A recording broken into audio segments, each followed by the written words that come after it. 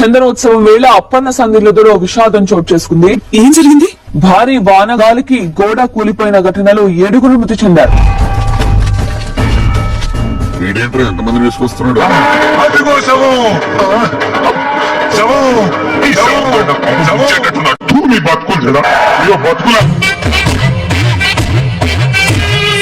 మీరేంటో మీ విధానాలు ఏంటో ఇప్పటికి నాకు అర్థం అవడం బాబు.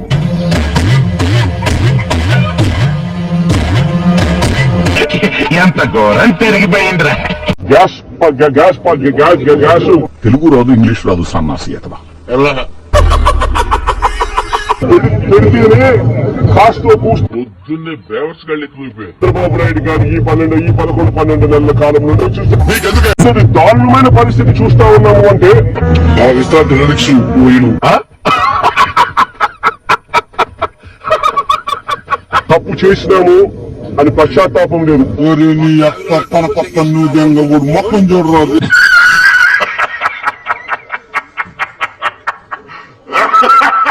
మిగిలిన బ్యాలెన్స్ డబ్బు మన ప్రభుత్వం వచ్చిన తర్వాత నేను స్వయంగా ఇప్పిస్తానని చెప్పుకున్నాను. మాకు నమ్మకం లేదు ద్వారా ఏమనుకో. ఇది కూడా డైవర్షన్ పాలిటిక్స్. ఒకటే చెప్తా ఉన్నా. చెప్పు, ఏదో ఒకటి చెప్పు. అనేక మంది ప్రాణాలను బలికొన్నారు. నిర్లక్ష్యం అనే ఒకే ఒక్క పదానికి అర్థం చెబుతూ గోడ కట్టడం ఎందుకు చేశారు? నీకెందుకు అవన్నీ? నీ పనులు చూసుకో. ప్రభుత్వం అన్నది ప్రజలకు భరోసా ఇచ్చే విధంగా ఉండాలి. కనీసం టెంపరీ టాయిలెట్లు కూడా లేవు. అది ఇతని హయాంలోనే జరుగుతుంది. అరే ఏంట్రా ఇది? చాలా బాధ అనిపిస్తా ఉంది. అది పెద్ద శతముదుర్రా.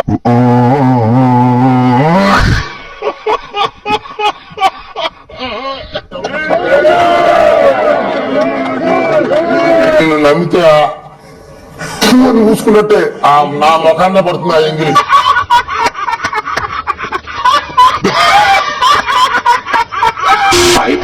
మేమిస్తున్నాము అని చెప్పి మానవతా దృక్పథంతో ఆలోచన చేయాలి. ఇప్పుడు మీరు చెప్తే తెలిసిందండి. నేను అడుగుతా ఉన్నా చంద్రబాబు నాయుడు గారు, చెప్పవా? చెప్పండి కదా. ముందు చూస్తే ఆశ్చర్యం అనిపించింది. ఎందుకు? ఏ రకంగా బుర్ర లేకుండా పనులకు కోరుకుంటున్నారు. వచ్చేస్తా ఉన్నారు. నేను అడుగుతా ఉన్నా, ఇదే కుటుంబానికి నేను భరోసా ఇచ్చి చెప్తా ఉన్నా. అలాగే బాబు, అలాగే ఉంచు. నువ్వు ఎలా కావాలనుకుంటే అలా. ప్రభుత్వం అన్నది ప్రజలకు తోడుగా ఉండాలి. ఆ విషయం మాకు తెలుసులే. ఏ రకంగా తాబేళ్లు చనిపోవడం కూడా మన కళ్ళెదుట చూసాం. చంపేయమని చెప్పి ఎవరన్నట్టు నన్ను అడుగుతావు. జగన్ అనే వ్యక్తి ముఖ్యమంత్రిగా ఉన్నప్పుడు ఎంత ఇచ్చారో తెలుసా?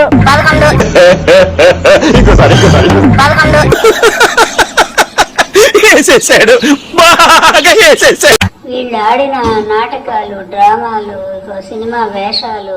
అమ్మయ్య వచ్చావా? పెద్ద ముత్తైదు పైకి రాలేదిట్టా అనుకున్నా నా తల్లే. నా స్వయం కృషితోనే నేను ఎదుగుతాను. వచ్చినప్పటి నుంచి ఓరక్షగా ఉండదు. తట్టిన పెరికేస్తా గుర్తే.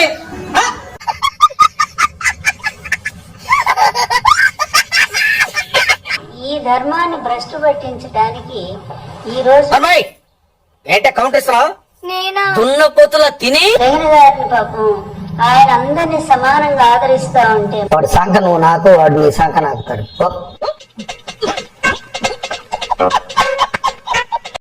లేనిపోని అన్ని కూడా అసలు మనం మాటలతో కూడా చెప్పలేనటువంటి ఫైనల్ అన్నమాట ఒకటి జరగబోతుంది. భయంకరమైనటువంటి విషయము.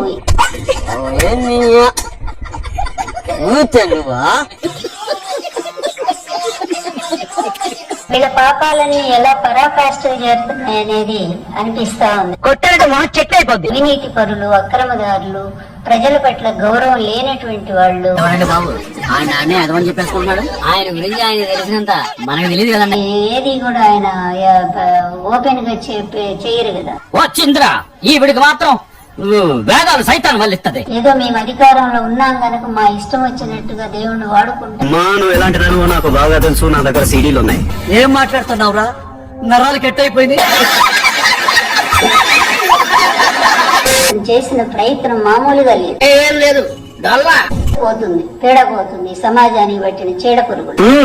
బరి తెగించావు, నీకెక్కలేదు బరి తెగించిందని నేను ఏం చేస్తాను తెలుసా? ఎంతమంది అన్నా చావండి, మాకేమీ భయం లేదు. మేము మా దోపిడి మాది ఎట్లాగో కొనసాగుతానే ఉంటుంది. భయమే లేదు మాకు, చట్టాలన్నా గౌరవం లేదు, దేవుడంటే అసలు భక్తే లేదు. కామెడీ చేస్తున్నావా? మా ఇష్టం వచ్చినట్టు చేస్తాం. అందుకనే కదా అన్ని దేవాలయాల్లో కూడా క్షుద్ర పూజలు వాళ్ళు భారీ చేయించింది. నిన్ను బొందలో పెట్టా నీ పిండ బంధువులు తినా అంటనా? కళ్ళ ముందు కనిపిస్తూనే ఉన్నాయి వీళ్ళ దుశ్చర్యలన్నీ కూడా. నీ అమ్మ కడుపు మాడా. ఇలాంటి అపవిత్రులంతా కూడా వచ్చి అధికారానికి వచ్చి నీ అమ్మ కడుపు మాడా ఆ తలకాయ తీసుకెళ్లి పొయ్యిలో పెట్టి సాపే దరిద్రం వదులుతుంది. దరిద్ర కొట్టుతానా నిన్ను చంపేస్తాను. కూడా ఎంత అసహ్యం కలిగిస్తా ఉన్నాయంటే ప్రజల్లో. అతిరత పర్వాలం అంటే పొద్దున్న దాకా చల్లారలేదంట. అటుంటాయి నీ మాటలు. కరెక్టే కదమ్మా? ఇన్ని పాప పనులు చేస్తారా అండి?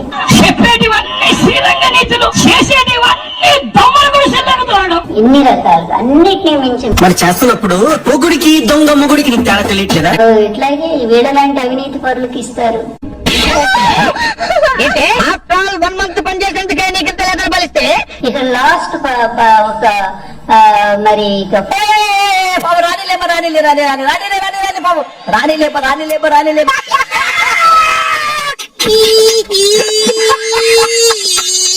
దారుణాలేంటి? ఇన్ని అబద్ధాలు చెప్పిందే చెప్తూ పదే అబద్ధాలతో బ్రతుకుతున్నాడు. ముక్కు మీద గుద్దారంటే బ్లడ్ పడుతుంది. ఆయన ఎప్పుడు అడుగు పెట్టినా సరే ఇటువంటి సంఘటనలు కోకొల్లలుగా జరుగుతూనే ఉంటాయి.